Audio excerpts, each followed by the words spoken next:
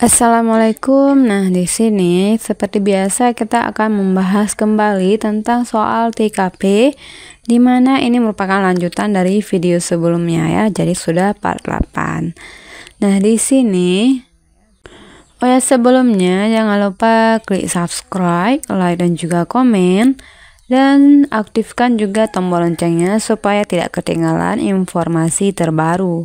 Jadi tidak usah berlama-lama, langsung saja kita bahas soalnya. Untuk soal yang pertama, setelah dilakukan penelusuran ternyata bendahara Anda melakukan korupsi. Sebagai atasan yang akan Anda lakukan adalah A. Meminta pertanggungjawaban karyawan tersebut, B. Meminta karyawan tersebut mengembalikan uang hasil korupsi tersebut, C. Melaporkannya ke pihak berwajib, D. Menginterogasinya tentang alasan melakukan korupsi, dan E. Memecatnya. Nah, di sini jadi dapat kita pahami kata kuncinya adalah bendahara di kantor kita melakukan korupsi ya. Nah, di sini posisi kita sebagai atasan. Jadi tindakan apa yang harus kita lakukan untuk menghadapi bendahara yang mana ketahuan melakukan korupsi di kantor Anda? Oke, untuk pilihannya A. Meminta pertanggungjawaban karyawan tersebut. Ini jelas sebagai pelaku korupsi kita harus melakukan pertanggungjawaban kepada bendahara tersebut. Namun ini masih kurang efektif ya. Kemudian yang B. Meminta karyawan tersebut mengembalikan uang hasil korupsi tersebut. Nah, meminta mengembalikan uang. Nah, ini bukan perkara yang mudah ya. Yang namanya korupsi tentunya sudah habis digunakan. Otomatis untuk meminta kembali uang tersebut tidak akan langsung dikembalikan dalam waktu dekat ya. Oleh karena itu nih masih sama, jawabannya masih kurang efektif. Selanjutnya yang C. Melaporkannya ke pihak berwajib. Nah, ini daripada A sama B, yang C lebih mendukung ataupun lebih cocok. Kemudian yang D. Menginterogasinya tentang alasan melakukan korupsi. Menginterogasinya, kata menginterogasinya ini sudah seharusnya ya, biasanya kita akan menanyakan juga. Namun ini bukanlah wewenang yang bisa mengatasi masalah korupsi yang dilakukan oleh bendahara tersebut. Artinya cara menginterogasinya tentunya yang berhak melakukannya adalah pihak berwajib ya, ini lebih tepatnya. Kemudian yang E. Memecatnya. Ini jelas ya memecatnya. Namun jika memecatnya tanpa pertanggungjawaban ini kurang tepat ya. Oleh karena itu jawaban ini juga kurang tepat. Nah, jadi coba kita lihat skor nilai jawabannya. Untuk yang A nilainya adalah 3 ya, meminta pertanggungjawaban. Di nilainya masih 3. Nilai yang kedua ini yang B, meminta karyawan tersebut mengembalikan uang hasil korupsi. Nilainya adalah 4. Dan nilai tertingginya adalah yang C, ini melaporkannya kepada pihak berwajib. Melaporkannya kepada pihak berwajib ini tentunya juga akan masuk poin A dan B ini, yakni melakukan pertanggungjawaban dan meminta mengembalikan uang.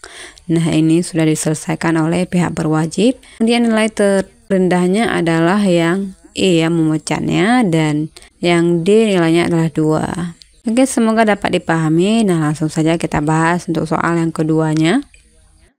Salah satu staf Anda terbukti melakukan tindakan gratifikasi, maka tindakan Anda adalah A. Menindak secara tegas untuk memberikan efek jerah, B. Membiarkan perbuatan tersebut, C. Menasihatinya agar tidak terjadi peristiwa tersebut di lain hari, D. Memaklumi kejadian tersebut sebagai bentuk kekhilafan, E. Melupakan kejadian tersebut.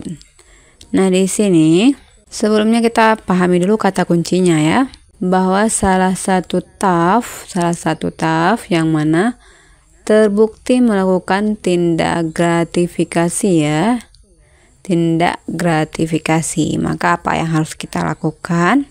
Jadi arti gratifikasi ini adalah memberikan secara cuma-cuma dalam bentuk barang, misi, pinjaman ataupun lainnya kepada pihak lainnya. Nah, jelas ini kegiatan gratifikasi ini dapat merugikan perusahaan kita. Oleh karena itu, apa yang harus kita lakukan untuk menyelesaikan masalah tersebut. Apakah A. menindak secara tegas untuk memberikan efek jera? Nah, ini oke ya. Kita harus melakukan tindakan yang secara tegas ya, melakukan secara tegas supaya apa? Supaya staf ini tidak melakukan kembali hal tersebut. Kemudian yang B, membiarkan perbuatan tersebut ini jelas kurang tepat karena hal ini bisa merugikan perusahaan tempat kita bekerja ya. Selanjutnya yang C, menasehati agar tidak terjadi peristiwa tersebut di lain hari. Nah, ini menasehati ini masih kurang tepat ya, menasehati agar tidak terjadi peristiwa tersebut. Yang D, memaklumi kejadian tersebut sebagai bentuk kekhilafan. Memaklumi. Ini kata memaklumi, kita berarti membiarkan kejadian tersebut begitu saja. Oke, nah ini biasanya dapat terulang kembali ya, karena itu hal ini masih belum memberikan jawaban yang akurat.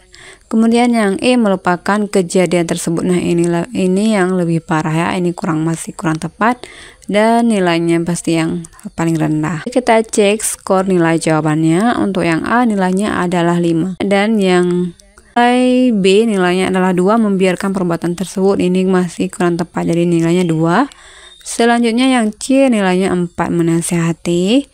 D nilainya adalah 3, memaklumi kejadian tersebut. Oke, nilai terendahnya adalah yang E ya, melupakan kejadian tersebut. Selanjutnya kita bahas soal yang ketiga. Vanda berniat untuk mengundurkan diri padahal kinerjanya sangat baik. Sebagai atasan, tindakan yang akan Anda lakukan adalah A, mempertahankan karyawan tersebut agar tidak mengundurkan diri. B, menaikkan gaji dan tunjangan agar tidak jadi mengundurkan diri. C, mencoba untuk menanyakan alasan pengunduran dirinya jika memungkinkan meminta karyawan tersebut untuk tetap bertahan di kantor. D, membiarkannya mengundurkan diri karena merupakan hak. Dan E, memberikan fasilitas yang diinginkan oleh karyawan tersebut. Di sini, seperti biasa, kita cari dulu yang mana kata kuncinya. Nah, kata kuncinya adalah staff ya, artinya salah satu karyawan kita yang akan mengundurkan diri. Padahal dari segi kinerjanya ini sangat baik ya.